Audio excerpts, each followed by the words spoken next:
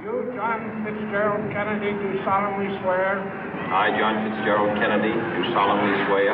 That you will faithfully execute the office of President of the United States. That I will faithfully execute the office of President of the United States. And will, to the best of your ability. And will, to the best of my ability. Preserve, protect, and defend the Constitution of the United States. Preserve, protect, and defend the Constitution of the United States. So help you God. So help me God.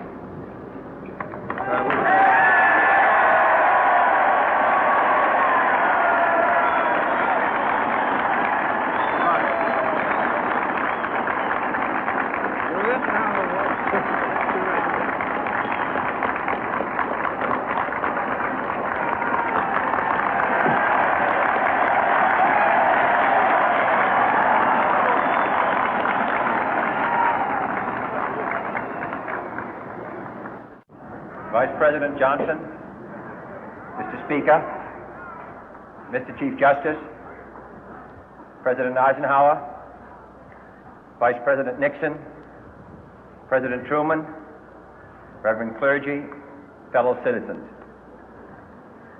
We observe today not a victory of party, but a celebration of freedom, symbolizing an end as well as a beginning, signifying renewal as well as change. For I have sworn before you and Almighty God the same solemn oath our forebears prescribed nearly a century and 3/4 ago. The world is very different now, for man holds in his mortal hands the power to abolish all forms of human poverty and all forms of human life.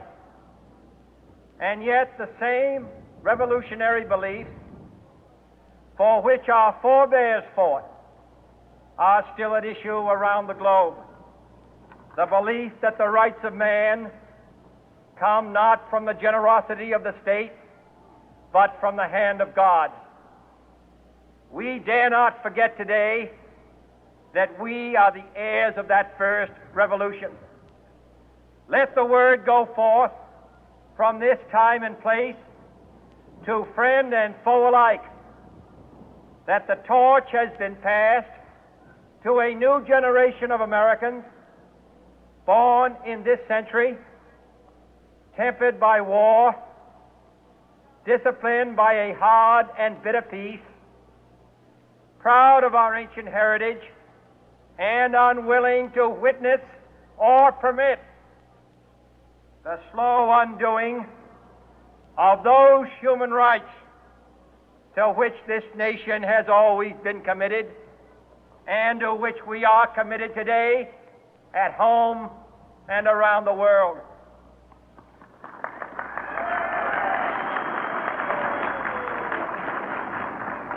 Let every nation know, whether it wishes us well or ill, that we shall pay any price, bear any burden, meet any hardship, support any friend, oppose any foe to assure the survival and the success of liberty.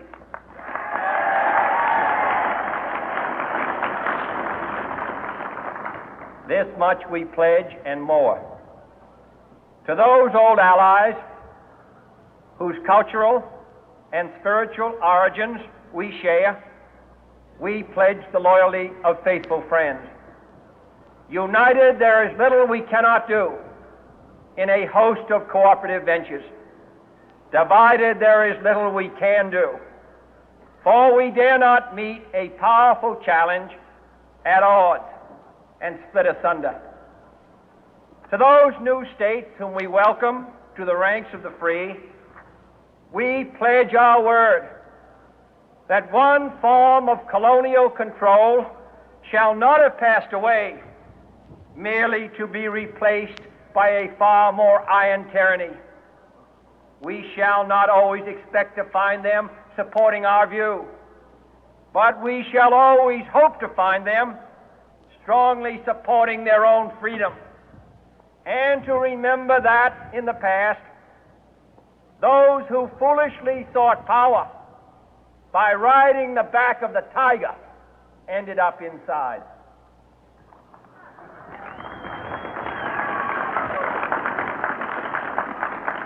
To those people in the huts and villages of half the globe struggling to break the bonds of mass misery, we pledge our best efforts to help them help themselves for whatever period is required, not because the communists may be doing it, not because we seek their votes, but because it is right. If a free society cannot help the many who are poor, it cannot save the few who are rich.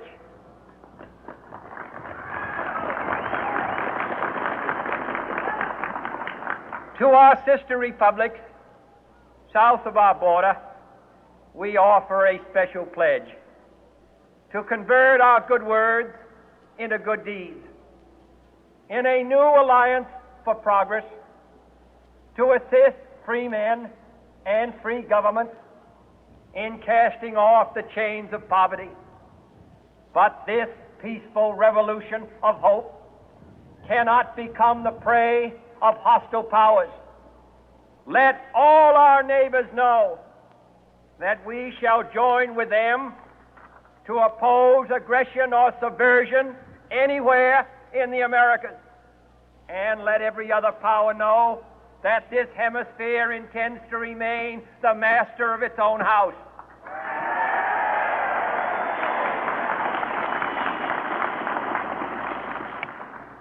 To that World Assembly of Sovereign States, the United Nations, our last best hope, in an age where the instruments of war have far outpaced the instruments of peace, we renew our pledge of support to prevent it from becoming merely a forum for invective, to strengthen its shield of the new and the weak, and to enlarge the area in which its writ may run. Finally, to those nations who would make themselves our adversary, we offer not a pledge, but a request that both sides begin anew the quest for peace. Before the dark powers of destruction, unleashed by science, engulf all humanity in planned or accidental self-destruction, we dare not tempt them with weakness, for only when our arms are sufficient beyond doubt can we be certain beyond doubt that they will never be employed. But neither can two great and powerful groups of nations take comfort from our present course, both sides overburdened by the cost of modern weapons, both rightly alarmed by the steady spread of the deadly atom, yet both racing to alter that uncertain balance of terror that stays the hand of mankind's final war. So let us begin anew, remembering on both sides that civility is not a sign of weakness, and sincerity is always subject to proof. Let us never negotiate out of fear, but let us never fear to negotiate.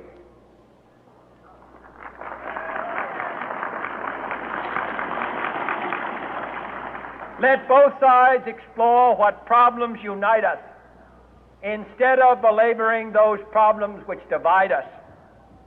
Let both sides, for the first time, formulate serious and precise proposals for the inspection and control of arms, and bring the absolute power to destroy other nations under the absolute control of all nations.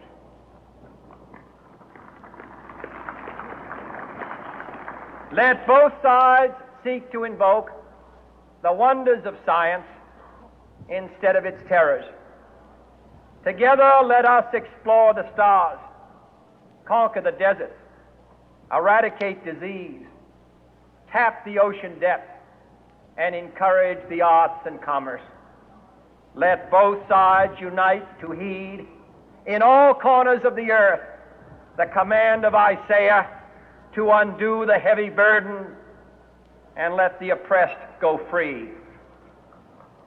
And if a beachhead of cooperation may push back the jungle of suspicion, let both sides join in creating a new endeavor, not a new balance of power, but a new world of law, where the strong are just and the weak secure and the peace preserved. All this will not be finished in the first 100 days, nor will it be finished in the first 1,000 days, nor in the life of this administration, nor even perhaps in our lifetime on this planet.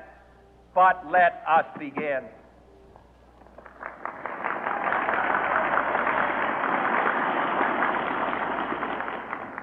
In your hands, my fellow citizens, more than mine, will rest the final success or failure of our course. Since this country was founded, each generation of Americans has been summoned to give testimony to its national loyalty. The graves of young Americans who answered the call to service surround the globe. Now the trumpet summons us again, not as a call to bear arms, though arms we need, not as a call to battle, though in battle we are, but a call to bear the burden of a long twilight struggle, year in and year out, rejoicing in hope, patient in tribulation, a struggle against the common enemies of man, tyranny, poverty, disease, and war itself. Can we forge against these enemies a grand and global alliance, north and south, east and west, that can assure a more fruitful life for all mankind? Will you join in that historic effort?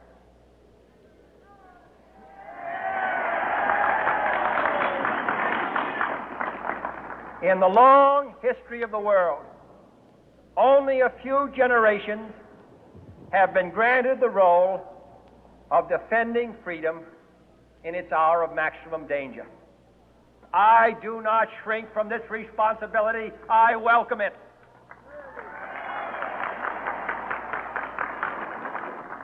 I do not believe that any of us would exchange places with any other people or any other generation. The energy, the faith, the devotion which we bring to this endeavor will light our country and all who serve it. And the glow from that fire can truly light the world. And so, my fellow Americans, ask not what your country can do for you, ask what you can do for your country.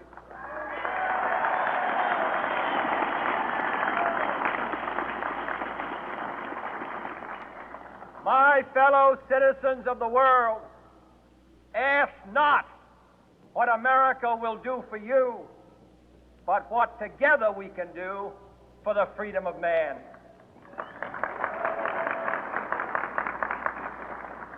Finally, whether you are citizens of America or citizens of the world, ask of us here the same high standards of strength and sacrifice which we ask of you. With a good conscience, our only sure reward, with history the final judge of our deeds, let us go forth to lead the land we love, asking His blessing and His help, but knowing that here on earth, God's work must truly be our own.